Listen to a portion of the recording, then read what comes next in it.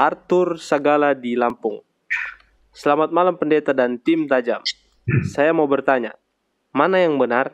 Apakah bumi kita diciptakan sebagai awal dari semua ciptaan di jagat raya, atau bumi kita ini adalah satu ciptaan Tuhan di antara ciptaan lain yang diciptakan lebih dari 6.000 tahun yang lalu, seperti yang ditulis dalam Kejadian 1 ayat 2 dalam Alkitab?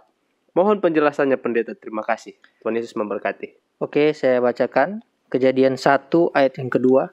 Bumi belum berbentuk dan kosong, gelap gulita menutupi samudra raya, dan roh Allah melayang-layang di atas permukaan air. Baiklah, dipersilakan pendeta. Ya, terima kasih. Sebelum baca ayat yang kedua, kita perlu baca ayat yang pertama. Pada mulanya Allah menciptakan langit dan bumi. Jadi bumi kita ini adalah ciptaan Allah. Itu yang perlu kita akui. Artinya kita tidak percaya dengan teori evolusi. Karena kita percaya berdasarkan Alkitab, langit dan bumi diciptakan oleh Allah. Pada mulanya Allah menciptakan langit dan bumi. Ini adalah judulnya. Di mana gambaran penciptaan itu dimulai di ayat yang ketiga. Yang meliput 6 hari penciptaan semua benda dan makhluk termasuk manusia. Lalu hari ke-7 Tuhan Allah berhenti. Dan fokus dari Kejadian pasal 1 adalah untuk menerangkan dengan secara rinci penciptaan bumi kita ini dan semestanya.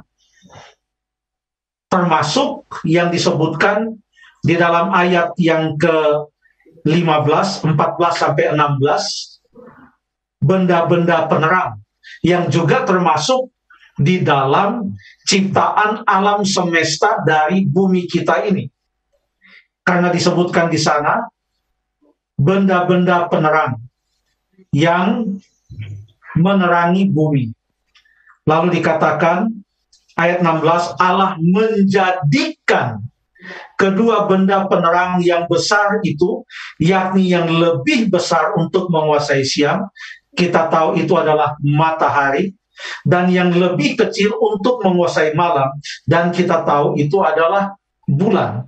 Jadi matahari dan bulan dijadikan oleh Allah dalam kurun waktu 6 hari penciptaan itu, tepatnya pada hari yang keempat. Mana lebih besar menurut ilmu pengetahuan? Bumi kita ini atau matahari? Tentu kita pelajari matahari yang kita lihat secara kasat mata pada hari cerah setiap hari itu. Itu kalau dibandingkan dengan bumi jauh lebih besar dari bumi kita ini. Tetapi matahari yang jauh lebih besar dari bumi kita ini bisa dijadikan oleh Tuhan hanya dengan bersabda, jadilah benda-benda penerang. Maka benda-benda penerang itu jadi. Dan ini mengatakan kepada kita bahwa bumi kita yang jauh lebih kecil dari matahari yang sangat besar itu diciptakan oleh Allah secara instan, bukan dengan cara evolusi. Allah menjadikan langit dan bumi hanya dengan firman-Nya. Itu yang perlu kita akui.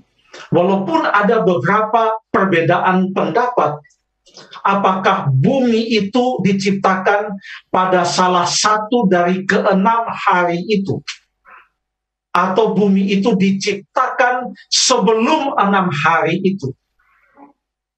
Perdebatan itu tidak perlu dilanjutkan dan dibesar-besarkan. Kenapa? Karena pada dasarnya yang kita percaya, apapun itu, bumi ini tidak terjadi dengan sendirinya. Bumi ini diciptakan oleh Allah yang sama. Bumi ini diciptakan oleh firman-Nya. Sebagaimana Ia menciptakan matahari, bulan, dan bintang-bintang yang disebutkan dalam Kejadian 1 ayat yang ke-16 yang terjadi pada hari yang keempat. Itu yang kita percaya. Terima kasih. Baiklah, terima kasih pendeta. Kita lanjut ke pertanyaan selanjutnya.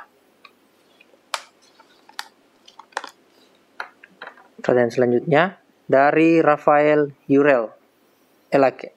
Selamat malam pendeta. Saya mau bertanya, apakah kita boleh terlibat dalam melakukan arisan? Mohon penjelasannya pendeta. Terima kasih, Tuhan Yesus memberkati. Silakan pendeta. Terima kasih saudara Rafael Yurel Elake. Ini saya sulit mau menjawab karena saya kurang paham tentang istilah arisan ini. Karena saya pernah dengar orang-orang berbicara, oh kami ada arisan di RT.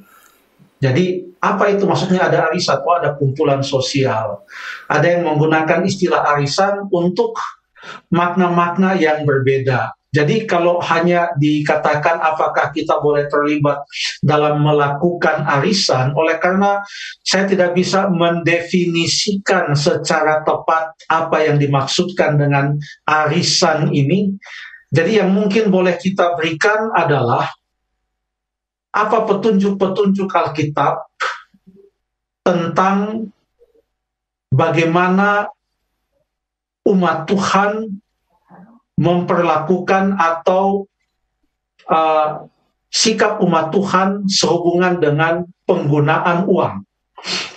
Karena saya percaya apapun bentuknya mungkin, tapi yang dimaksudkan dalam pertanyaan ini seperti penggunaan uang dalam bentuk arisan. Entah seperti apa, saya kurang tahu. Tapi coba kita lihat beberapa ayat dari dalam Alkitab. Coba kita baca yang pertama dalam 1 Timotius 6 ayat yang ke-10. 1 Timotius pasal yang ke-6 ayat yang ke-10. Sudah ketemu Andrew atau Kevin? 1 Timotius 6 ayat yang keberapa pendeta? Ayat yang ke-10. Ayatnya yang ke-10. Karena akar segala kejahatan ialah cinta uang, sebab oleh memburu uanglah beberapa orang telah menyimpang dari iman dan menyiksa diri dengan berbagai-bagai duka. Terima kasih. Jadi apapun yang dimaksudkan dengan arisan dalam pertanyaan ini, prinsip yang pertama adalah janganlah itu dilakukan dengan tujuan atau oleh dasar cinta akan uang dan memburu uang. Karena cinta akan uang dan memburu uang ini adalah akar segala kejahatan. Bukan uang itu akar segala kejahatan, tapi cinta akan uang dan memburu uang. Ya.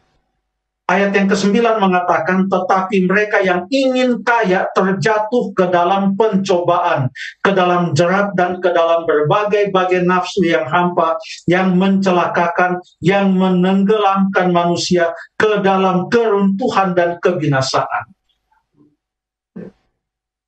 Mungkin lebih jelas lagi yang dimaksudkan dengan ingin kaya, itu paralel dengan cinta akan uang. Sebab Allah tidak menentang orang kaya atau kekayaan. Banyak orang kaya di Alkitab. Abraham kaya, Ayub kaya. Ada banyak orang kaya dalam Alkitab. Nikodemus kaya. Lydia, pedagang kain ungu dari Tiatira, yang disebutkan di dalam Kisah pasal yang ke-16, itu orang kaya. Banyak orang kaya. Tapi yang ditekankan di sini adalah cinta akan uang. Jadi apapun yang kita lakukan, janganlah itu karena kita cinta akan uang, lalu kita memburu uang. Itu istilah Alkitab ya. Saya hanya mengulangi saja. Yang berikut yang perlu kita ingat, sehubungan dengan bagaimana kita memperlakukan uang atau berurusan dengan uang, kita baca di dalam Mazmur pasal yang ke-15, ayat yang ke-5. Mazmur pasal yang ke-15, ayat yang ke-5. Mazmur 15 ayatnya yang ke-5, yang tidak meminjamkan uangnya dengan makan riba dan tidak menerima. Boleh dibaca sekali lagi? Yang tidak apa katanya? Meminjam atau meminjamkan? Meminjamkan. Yang tidak meminjamkan. Oke, tolong dibaca sekali lagi, Andrew, silakan. Mazmur 15 ayat yang kelima, yang tidak meminjamkan uangnya dengan makan riba dan tidak menerima suap melawan orang yang tak bersalah. Siapa yang berlaku demikian tidak akan goyah selama-lamanya. Baiklah, terima kasih. Jadi dalam berurusan dengan uang, jangan sampai kita meminjamkan uang dengan memakan riba. Artinya, kita membuka usaha meminjamkan uang supaya kita bisa menjadi cepat kaya, karena kita harapkan orang kembalikan itu dengan riba atau bunga yang tidak masuk akal. Lalu kemudian, Keluaran 22 ayat yang ke-25. Keluaran 22 ayat yang ke-25.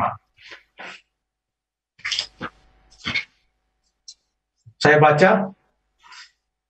Jika engkau meminjamkan uang kepada salah seorang dari umatku, orang yang miskin di antara kamu, maka janganlah engkau berlaku sebagai seorang penagih hutang terhadap dia. Janganlah kamu bebankan bunga uang kepadanya. Apa artinya? Ayat ini mengatakan, boleh kita meminjamkan uang. Artinya boleh juga pinjam uang.